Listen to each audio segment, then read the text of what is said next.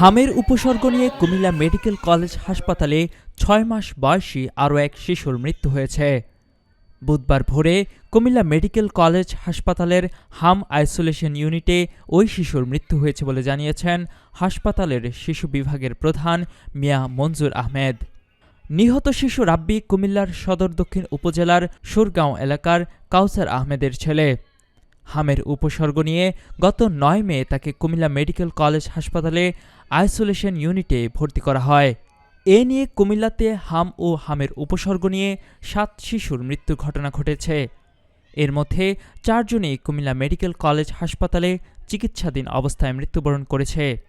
শিশু বিভাগের প্রধান মিয়া মঞ্জুর আহমেদ জানান, হাসপাতালটির হাম আইসোলেশন ইউনিটে মোট ৬৯ জন শিশুরোগী ভর্তি রয়েছে। জেলা সিভিল সার্জন কার্যালয়ের তথ্যমতে এই পর্যন্ত জেলায় মোট হাম ও হামের উপসর্গে আক্রান্ত রোগীর সংখ্যা ১৫০০। তার মধ্যে ১০০ জন নিশ্চিত হামরোগে আক্রান্ত বলে জানিয়েছে দফতরটি। জেলায় এই পর্যন্ত ১০৭৮ জন হাম ও উপসর্গের রোগী হাসপাতালে ভর্তি হয়ে চিকিৎসা নিয়েছেন এবং সুস্থ হয়ে বাড়ি ফিরে গেছেন ৯৩৩ জন। বর্তমানে হাসপাতালে ভর্তি রোগীর সংখ্যা ১৪৫ জন।